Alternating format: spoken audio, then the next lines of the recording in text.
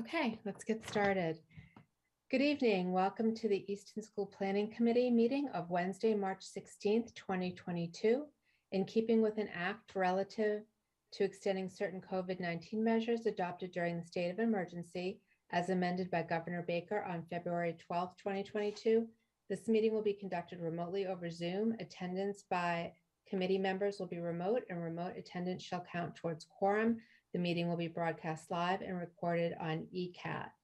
So let's start with and if anyone there will be public participation. If anyone is here, just put your questions in the chat box and make sure to put your name and address. Thanks.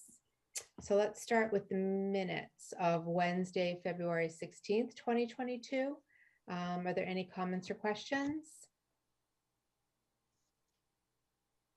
I can't see everyone, so just shout them out if you have any.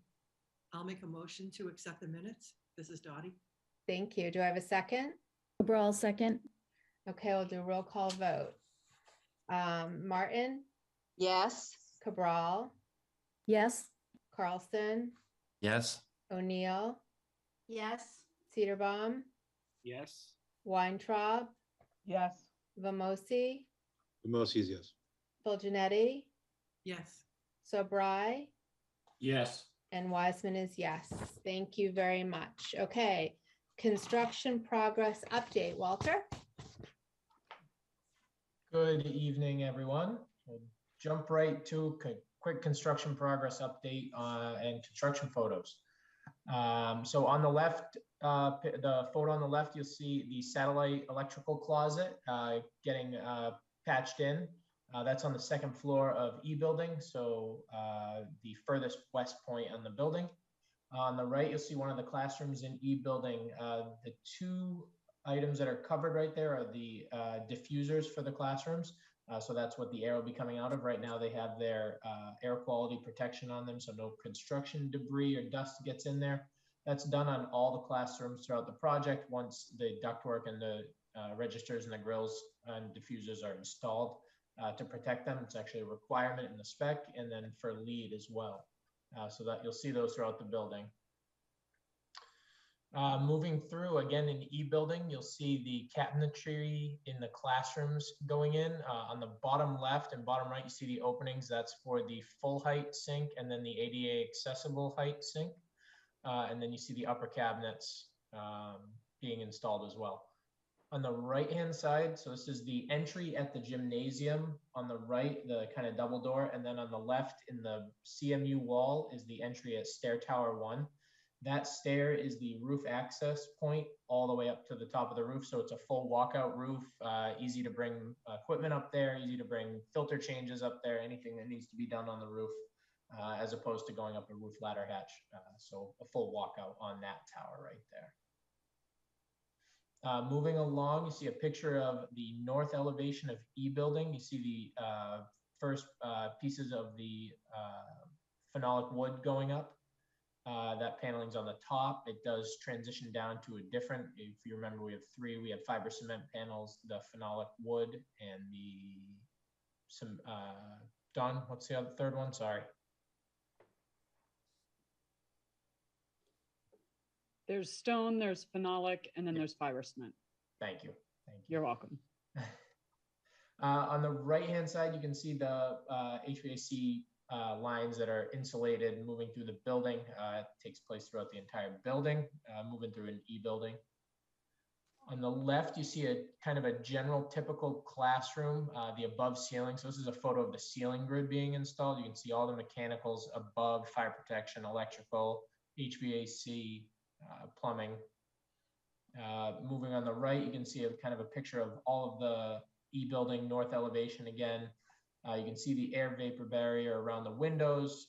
You can see the windows installed. You can see the metal paneling or the paneling moving along. And then you can see in between each of the horizontal and the vertical green girts, you can see the Roxel insulation, the black Roxel insulation. So that kind of hides the behind the scenes, it hides the splices behind all the material as well. So it's a really good aesthetic touch that's behind Moving through on the left-hand side, you'll see the classroom portal. So it features in kind of the pre-K and the K classrooms. They have these fun features on the outside, and they do kind of move into the classrooms as well. On the right-hand side, you see a photo from CAF 1 looking at the gymnasium, which is now nearly fully boarded. The two workers up there are putting ductwork in. You can see the fire protection lines behind them. Then you can see the windows, which are giving viewing access from the second floor of A building, looking down into the gymnasium. And then kind of front and center in the picture, you see the platform. This picture's taken right in front of the platform. Those are going to be poured very shortly here, along with the ramp as well.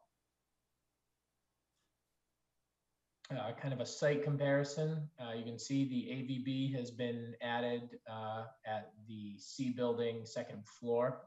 Old C building, new B building. Moving right along, you can see the windows were installed there. The AVB is going on. And you can see the roof insulation has been brought up to that area of the roof as well. Over to camera 2, you can see that the green gird insulation has started at the middle of the building right there, new D building. The AVB around all of the windows has been installed. The ice and water has been installed. And you can see that the fieldstone masonry and the precast have been installed at the lower area, or starting at the lower area on the picture on the right. Can I just say, Walter, one quick thing? It's Yep. deceiving on a lot of these exterior, all the little one-story canopies that are wood aren't in yet. So it's going to look really different. That was one of our mechanisms for breaking down the scale. And as you all know, there are quite a few of them around the building. So whenever I see these, I try to imagine where they are. In this case, it's in the foreground, like where the building steps. Yeah, there. Yep. But anyway, just to keep that in mind as, you know, this progresses, it will look quite a bit different once those are in. Yep. And then camera 3 over at the main entry of the building, you can see that the remainder of the building has now had the AVB sprayed on. The masonry is continuing over there. That's the fieldstone masonry that Dawn was mentioning. And then the framing for the parapet at the green roof right outside from the library. So that opening right there is the the Discovery Terrace roof, Discovery Terrace opening for access out to that area as well. So that's the kind of the construction progress update. We'll jump over to cash flow and schedule update. Build to date on the project is 38.47 million. MSBA reimbursement to date is 14.9, and pending MSBA audit is 7.3. Propay 20 is in with the MSBA. It was submitted in February, and Propay 21 will go in at the end of March. You'll notice that the February cumulative cost is not very high right now. That's because we just received the BRAIT final requisition earlier today, late yesterday, early today, and it's getting some final touches as well. So they do have about a $4 million rec this month. So that is going to bring it up to exactly where we had it carried. And as I mentioned last month, we were a little bit under. This month, it'll be a little bit over. We still have yet to receive the placement of the RTUs. They are scheduled for the next few weeks, or even in the next week. They've been coming up with their pick plans for all the units. So moving right along, nothing out of the ordinary on cash flow. Look ahead, really, it's just going to be a progress of everything we kind of saw in all those photos. Really, every single trade is on site. The only trade that's not on site that we are expecting back soon would be the site contractor. All the trades are working great. We're running about a crew of about 110 to 120 right now. That's interior and exterior. It has its valleys and its peaks, but no issues right now. Everyone's moving right along. So we'll jump right into a contingency update. We were able to get the most up-to-date information. We do have a pending change order, which is change order 5, that we are drafting now and getting ready for the select board on March 28th. That is in the amount of $106,580. I believe it includes about 20 to 25 PCOs. We have a current exposure of 263,682 and change orders to date of 711,699. So as you can see, we are just about halfway through completion of the project on the timeline wise. We are more than 50% build on the construction end, and we're heading right with the latest requisition from Brait. In a great shape for current exposure. Next month, and Chad, correct me if I'm wrong, but next month what we're going to do is add a graph here, add a third pie chart that's going to represent the bid underrun. So that is about $9 million, I believe, underrun, which became about $5 million in district savings from the bid underrun. And the reason for that is because we do have, and we're going to discuss it a little bit further in the meeting, but it's going to represent where the cost is coming out of for the wastewater treatment plant. And we do have some further information on that for the meeting as well. So moving right along, we have an item to bring to the committee's attention. I know some people may be aware as they've been in the FF&E meetings and the IT meetings. Sorry. So just want to refresh everyone. MSBA reimburses FF&E and IT as two distinct buckets at $1,200 per student per the MSBA agreed upon enrollment with the district, which for the center school project was 760 students. This building is designed for those 115 pre-K students, which are not reimbursable under the MSBA's guidelines. What the community decided upon was to carry that 875 students times the 1,200. So we do have a total of $1,050,000 in each bucket. These costs are not interchangeable for reimbursement. So the max reimbursement we would ever get, the district would ever get on FF&E would be the $526,042, and same for IT. Should line items be underspent or overspent, the max reimbursement is up to those individual buckets. It doesn't travel with it. Right now, currently we are seeing a IT budget that is pretty much on par with what we had estimated. There are 4 packages that have POs right now. This is the wireless access points, the phones, the network switches, and the interactive touch screens. 3 still to buy out, which is the teacher tech, the CPUs, dot cameras, the Chromebook charging stations, and the projector cards. So as you can see, that line is pretty much a net zero. We were originally seeing some savings there, but there's some stuff that needed to be added in, specifically the Chromebook charging stations were added in. What we're bringing to the committee's attention tonight is what we're seeing in the FF&E estimates. So compared to the $1,050,000, the estimates now are about almost $1.9 million for the current FF&E in the building. That is the cost to outfit the building right now. There is no fluff in there. And in fact, the team that has been going through the design has done a great job making more affordable decisions for the district. I know that cafeteria tables and specifically student desks, more affordable, economical choices were made to save per item. I think student desks, almost $55 per unit were saved on the selection that was made. The wish lists were pared down to really the essentials that are needed for day one operation of the school when the students are in there. And the reason that we have for the overrun here and what we're seeing for the overrun is really, this estimate was completed in 2019. It did have a cost escalation factor. What it did not have in there was the escalation factor due to COVID and also the escalation factor due to the current global market economy. Really the shipping delays, the material delays, and I know Chad can speak to this a little better, but one of the items, all of these items in furniture are made of plastic, and it's really one of the hardest hit markets right now. So Chad, anything to add on FF&E right here for this group? You're muted, Chad. Double muted. There we go. So the only thing I'll add, thank you, Walter, is the $1,200 per student MSBA number has been that same number for over 15 years. The MSBA has not updated that number. We carry it when we develop the budgets, because if we carry a number higher than that, then the MSBA is going to consider that 100% ineligible for reimbursement.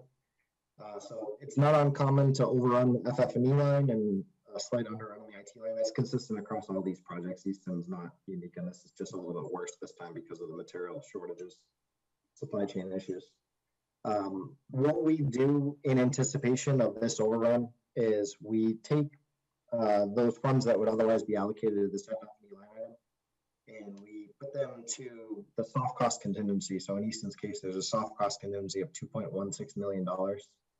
There's not very much that we could actually bill against that soft cost contingency aside from FF&E, IT, moving costs, and a few other small things. So there is money in the budget to cover this. This is not a complete surprise, but that is why that budget is set at that per the MSBA, and the remainder of it is put down in soft cost contingency, where at least there's a chance that it could be reimbursed if it were used for something else. Otherwise, I think Walter covered the bases, but we are happy to answer any questions anybody might have.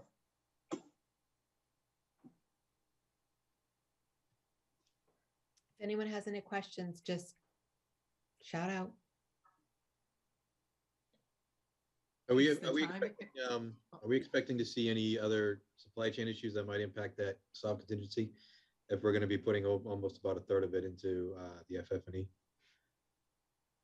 Good question. So this is the last major buyout that we have. The only other buyout that's still out there is a wastewater treatment plant we'll talk about in a few minutes, but that was never going to tag the soft cost contingency or the construction. It's really a function of it was in the original construction costs, so that's going to be tracked against the buyout underrun for the construction bid, which is why we'll start showing that third pie chart next week. So we can track that. It's just scope not bought, if that makes sense. Gotcha. Yes. Thank you very much. Dottie, did you have something? Yeah, I was just going to ask, aside from the cost changes, is everything still on schedule? Are you still going to be able to get everything on time? Relating to FF&E or the construction in general? The FF&E. So I know Chad and I have talked about this kind of at length with quite a few people. We have been kind of pushing our furniture procurement agent who works for Perkins to really get us the long lead items. Unfortunately, a lot of these vendors will tell you what you need to hear to get that purchase order, and it's going to sit there with them and push and push and push until the day is due, and they may not tell you it's not coming until, you know, a week before, a couple days before when they were due. They'll all tell you that they can get everything, and it's a really unfortunate situation. Chad, anything else to add on those? Yeah, so we did start the process early for Easton. We started around 4 months earlier than we typically would for a project with this schedule to get out ahead of that. We're still on track, so these purchase orders are going out soon in the next several weeks. We are being told by the vendors and the FF&E subconsultant that leaves plenty of time for delivery. The reason that PMA is hesitant is we've seen instances like Walter said where they tell us everything's fine. We issue the purchase order, and literally the week before the stuff's supposed to show up, they tell us, oh, it's stuck on a boat off of Long Beach somewhere. We don't know when it'll be there. So that risk is out there. It absolutely is. But we're doing what we can to mitigate it by getting ahead schedule-wise. Is I'm not sure if I'm remembering correctly. I think the scheduled deliveries between October and November, and we're scheduled to open in January. Is that still, excuse me, the estimate for FF&E to Yeah, come in? that's what we're using for the contract, for the documents that is being provided for their estimates. Yep. So is that a little cushion into December? It's buying, I would say it's buying probably more cushion than a job that would be opening on September 1st would be. Typically those vendors we'd be buying out in January, February, and they would be wanting to deliver July, August.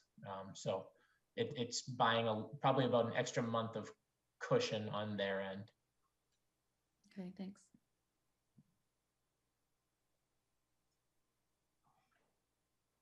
Can I just ask about the substitutions that were made in terms of the furniture?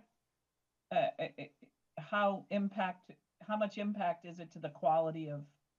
There was no substitutions. It was really just a selection. Sam, if you want to jump in on the student desks and the tables, I know it was really just, it came down to a selection between vendors, or even, was it just models? Yeah, it was just a slight difference in desk shape and vendor, which resulted in a $55 per unit savings. So we have a sample of it here in the building. Staff were able to look at it, and we made that choice because of the savings that it allotted in the budget. So it really wasn't based on a quality decision. It was really just an affordability and probably just a really good business decision at that point on the furniture. I don't believe that, and Don, I'm not sure if you sat with Andrea on those specific items, but I think we know Andrea would not bring an inferior product to the group to review, especially at a cost. Right. I think it was just the difference in shape and then the savings was my understanding, but. Yep. Yep.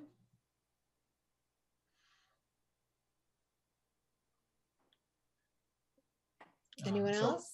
So I know we had a vote on this, but I don't think we have an action item on this. And I think the PMA team is going to need to review with Dottie and Jackie and Connor. I know Connor's not on the meeting, and David early next week. So Dottie, if you have some availability, we'll reach out via email regarding contracts for furnitures with you and your team and everyone there. I'm not going to be in town next week. Okay. Are you available virtually or no? Potentially. I'm going to be out of the country on a warm beach with the sun. So no. Okay. Not a problem. We can wait. I'll do my best. No, not a problem. We don't want to bother you on that. We'll figure it out. Yeah, we can certainly deal with Connor and work with Connor on that, and David and everyone. I think everyone can pick up the slack for everyone. Well, Before we move on, I can do an electronic signature and leave it with Elizabeth. Okay. Before we move on from that, can I just say, Leisha, I know you were not necessarily in the office today, but I sent you a couple of emails that Sam responded to just with the last couple of decisions that needed to be made as far as FF&E, so I could get them to Andrea before Friday. So if you have a moment and can take a look at the photos I sent with my suggestions, we can close that out. So, I will absolutely do that right after this meeting. Thank you. thank you. So I don't believe. This is David. So does the committee need to take any votes tonight? Or they can't take a vote because it wasn't on the agenda? Or? So the vote was on there. Chad, I don't believe we have a vote for this group for this item, right? I don't think we need it because we are hearing that the contracts need to go through the select board. So we just need to know if there are any objections from this group, and I'm not hearing any. Okay. All right. So I'll move right on to the next item. And that was discretionary item discussions. And so I just wanted to bring everyone's attention to the front yard over at Spooner Street. 2 trees, and it does look like 3, but it was 2. 2 trees did need to get removed. for the utility line work. You can see how tight on the left. So this is a picture of what it was before and how tight those lines were. And in order to install the 2 new utility poles, those 2 trees did need to be taken down. You can see from the picture on the right. Ngrid did as good a job as they could. They cleaned up. So the stumps are remaining. They did take as much of the debris as they could. But what we are we're going to ask the committee to ask Perkins landscape designer to include in the proposal for the privacy enhancements at the rear of that property, to also remove these stumps in the front yard and replace with 2 new trees away from the lines and put some new seed down in those areas. And I just wanted everyone to know how thankful we are to Florence for making sure that process went smoothly with us. Obviously, big thing to see 2 nice trees in the yard go down, but I think it's a pretty great compromise when you have such a good neighbor to take care of them and make sure 2 trees get back in replaced in kind on those 2 areas. So just wanted to make sure everyone was accepting of the discretionary items for that to be included in the design. And again, we're gonna, Perkins landscape designer is going to present that and review it with the abutter, and then we will price that with Brate. So it'll be combined as one change for the landscaping in that area. Does anyone have any questions or concerns? All right. I just want to echo our thanks to the family for being really such good neighbors. And I presume that, I mean, obviously they were informed about this. I'm presume that they want these 2 trees and that they can, will they have a say in picking them out, or how does that work? They absolutely will have, they let us know that was their desire if they were going to have that. So that was a no-brainer for the PMA team to bring to this group. I think they have some asks on the height of the trees. I don't think they had specific species in mind. So I think what we'll do is have the landscape designer propose something, show them and see if that works for them before we bring it to this group and before we price it. That was the plan on the landscape enhancements and the privacy enhancements at the rear, was to review it with the abutter prior to pricing so that everyone was in agreement and was happy with what was being proposed before it was priced. So we didn't really run through the exercise 3 or 4 times and get something that wasn't desired. Florence, is Walter, that, I see, oh, sorry. Is Florence here? Yeah, yep. Florence is here. What kind of tree? Like a I piney tree, or I have a birchy list. tree? I have a list of trees. Most of them are deciduous trees. In other words, they'll drop leaves. Yeah. The alternative is some evergreens, a couple of evergreens to replace them, and they're not going to be in the same spot.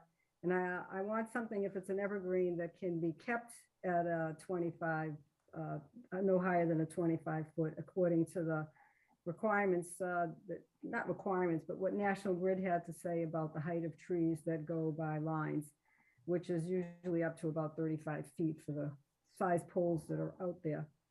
So that's what we're looking at. And so I've been looking at trees. You know, I'm not an arborist, so I don't know a lot about trees, but I'm sure the design team can come up with some, at least some alternatives to one kind of tree or another, so that I would have choices. Sure. I'm just wondering, like, what the intention of the tree is. Well, there's 2 intentions, and both of them are kind of to block the telephone poles. Okay, that's one. I like to look from my house and not see the telephone poles, just as I want to look from the back of my house and not see a huge school and cars parked. Yep. So that's my intent. And in reviewing all the trees, since trees came up, we're looking at the 4 trees that are now 3 trees that were supposed to be saved across the street from our house, on the other side, on the field side. And those trees, the root systems have been badly damaged because of all the trenching that's been done, and more trenching to be done.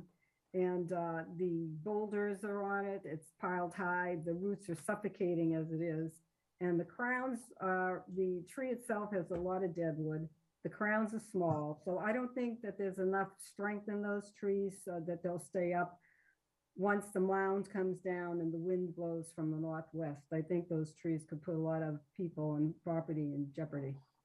So that's what I think Walter has got that under consideration and going to the landscape group to figure that out. Yep, that's going to be part of the request, is to have the landscape designer take a look at those 4 trees and determine the safety of them. Yes, and potentially put up 4 trees that are of the appropriate height that would block my view, direct view of the field. I don't want, it's not that I don't want to see the field. I just don't want to have it out there with nothing between me and the field. Yep, there's already a lot of planting. So if there were, I think if it were to be determined that they were not in a great condition, there would certainly be a consideration for a replacement of those, right, Dan? Yeah, there's other trees that are not in great shape around there too. I'm Yes, sure. there are. I'm sure there are many trees. These trees have There's a been here bunch. for years. Yeah. Yes. Thank you. Yep, no problem. All right. So that was the discretionary item. And I will turn it over to Dan for a quick wastewater treatment upgrade procurement update. It's gonna be quick. So I know. we bid it once and we got no bidders. So now we are bidding it again. And today was the walkthrough and 3 people showed up. And I think you're gonna get at least 1 bidder this time. We've also packaged it up as a request for proposal and given it to Bright just to have RBO and their forces bid, put a number in on it too. So we're gonna try to get a couple of different numbers from a couple of different places, but there wasn't a lot of interest in this project. So I'm hoping that we'll at least drum up a single bidder. That's So bad Dan, news front. Dan, sorry, Weston and Sampson wasn't interested either? No one bid it. So Okay. no, they're not interested either. So there's a couple of small GCs who are interested now, and they're probably people who didn't hit something in the last couple of months and decided that this was out there and they might take a shot at it. So I'm going to keep my fingers crossed that at least you get one of these guys to throw his hat in the ring. When's it due? Next week. So I'm going to put an addenda is going to go out for it on Friday. I've gotten a few questions, which is good. That means people are actually looking. So we'll hopefully get a couple of, maybe get 1, or hopefully, fingers crossed we get 2 bidders. That would be even great. That'd be great. Yeah, And in the Dan, meantime, this is David. I had reached out to Bill Patton over at Weston and Sampson, and I believe that they just got a bid over at Sharon. So I think they're working on their wastewater treatment plant. So he said that they have two different sides. One side manages wastewater treatment plants. One does like repairs and upgrades and stuff, construction side. And he said the construction side was straight out. They had had too many projects going on. Yeah, you're hearing that. I'm hearing that a lot. We're hearing that a lot in the industry across every trade. So it's not surprising that there's just not a lot of bandwidth for something that doesn't have, for something like this. It's actually pretty in their minds, pretty small. But we'll keep at it. And in the meantime, our emergency ripcord is to give it to Bright and have them put it together as an RFP and put it out as give it back to us as a change order for the main job, which is, that's where it's going anyway. Good news front, DEP finally got back to us with the new groundwater discharge permit, and they looks to be in agreement that we do not need to expand the septic field over at the school. So it looks like they have given us a bunch of things to monitor for the next year and other things to follow up on, but they seem to be in agreement with the math that was submitted to them that your field is big enough to support the new school and the existing schools, and amend the existing permit, which was too small to begin with, to a new permit that covers everything properly. So that's actually good news, because that was an open-ended concern as to whether or not they were going to come back and ask us to add a field, make this field bigger. But it seems like we're in good shape on that front. So Also, this is David. The permit, the updated permit has been submitted into DEP by Stantec. So I think we submitted that maybe 2 weeks ago, and there's a whole process of advertising on a particular website that's been followed, and we're just waiting to hear back and get the actual physical permit back from DEP. Yeah, there were a couple of small tweaks, corrections, right? So they think they still mentioned the Parkview School. We want them to change that. Yeah, to we the had to name of make the a new couple of school. small corrections. Yeah, a couple of little, make sure they tweaks to it. Yep. So good news there from Dan, and that was also good news. The committee, this group did choose to do that additional study, which led to this. So good choice by the group there to make that flow test, get that done, and which is allowing us to remove that from the project. So if you remember, we did include those two fields, additional areas in the bid. So we are working on getting a credit back from the contractor on that. Yeah, the work was reduced to only there's a little bit of work that needs to be done to allow the entry drive alignment. But other than that, we don't need to do anything else. So we will keep this group aware as we're moving through, and hopefully we'll have some good news in a week or so. I think getting close to the end here, but we did have a request for a phasing plan adjustment from Great Builders. So they are requesting from the schools that they be allowed to have a slight early access to one single portion of phase 1B. So on the left here, you'll see, and I know it's not super large, but this is their phasing site logistics plan. And on the right, you'll see what has been adjusted from there. The red line is what is there currently along the walking path. Brate would like to push the fence back towards the west to allow for access to that roadway. So that would move the main gate and then also open up the road work for that new entryway for that connecting road in that area. PMA reached out with this plan to police, fire, DPW, schools, and we did not hear any concerns from the group.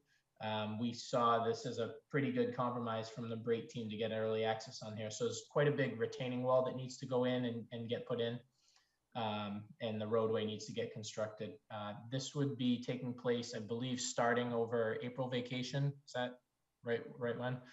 So that's, early mid-April or the dates of that. So the deviation would be that they wouldn't have had access to this until June 23rd of this year. So they're getting about a 2.5-month head start on this area. And there is some significant work in this area. We do believe this would be a really good access for them and the site contractor as well, because the site contractor is not going to be able to access anything else for phase 1B until that timeframe when the schools are out. And just for everyone's information, phase 1B was 6/23 to 8/23 or 8/26, kind of the same timeframe. So it was the second summer, and it does include the middle school parking lot renovation and upgrades and this roadway. So this is due to be turned over for the start of school next year. And happy to take any questions on that, or if anyone from the school would like to add anything. Yeah, this is David, Walter.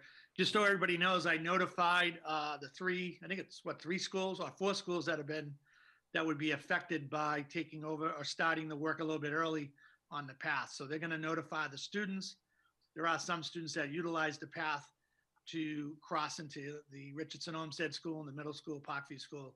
But I notified the principals, and they will be notifying all the students that after April vacation, the path will be closed down until approximately August 28th or August 30th.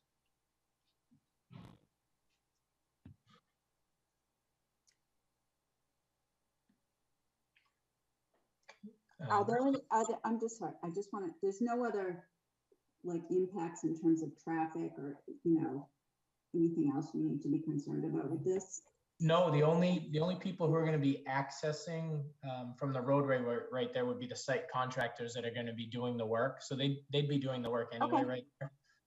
Okay. And all the other restrictions are going to remain in place. They're just going to have an early access to that area.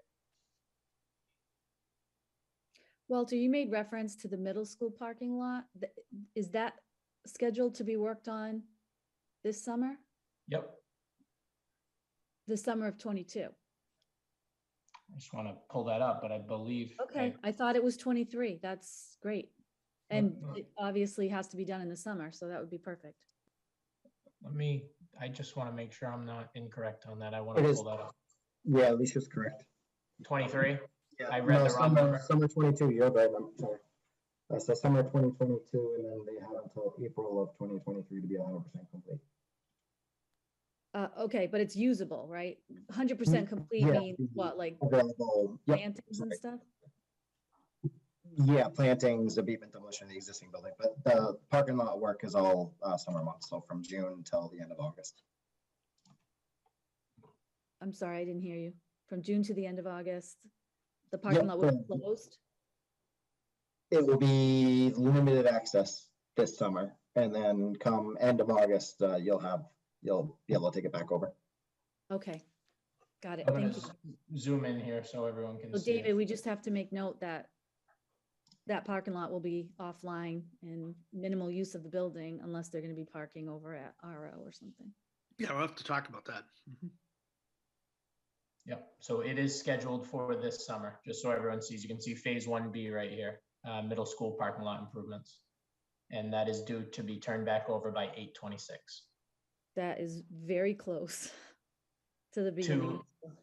Yes, it's the exact same time frame as we had during our phase 1 last year, phase 1A last year. Yes, and that. Yes, that didn't work Yes. out great. Did you remember that headache? I certainly remember that. Okay, just. Proactive thought here is we're already offering them an area that is going to help them advance that schedule. So we are pushing them ahead. Okay, so maybe we could even a week push that up. That would make me feel a lot better. I don't want to promise anything for them. Okay. We can only try. Right. We can only hold them to the contract. Try. Yep. So any other questions on phase 1B, early access? All right, so hearing no objections, we will we'll let Brait know that they have starting on for the April vacation, that they have the availability to relocate that fence and the 2 main gates and begin that work. All right. So next meeting would be April 20th and then May 18th. I don't have any new business. Chad, do you have anything new for the group? No, good on my end. Thank you. All right, Dan or Don, any new business for the committee? None here. No, I'm good. None here. And I will turn it back over to Jackie for any new business that she or the committee may have. Thank you, Walter. Does anyone have anything else they'd like to add before we adjourn? I'll take that as a no. Okay, so I'll take a motion to adjourn. Janetti, so moved. Second? Cabral, Second. Thank you. All right, I'll do a roll call vote. Martin, Yes. Cabral, yes. Carlson, Yes. O'Neill, Yes. Cedarbaum, Yes. Weintraub, Yes. Bamosi, Most easiest. Janetti, Yes. Sabri. Did we lose Billy? Yes. Okay. And Wiseman is yes. So thank you all very much. I hope you have a very nice night and we'll see you in a month. Bye. Absolutely. Thank you. Thank you. Bye. Good night.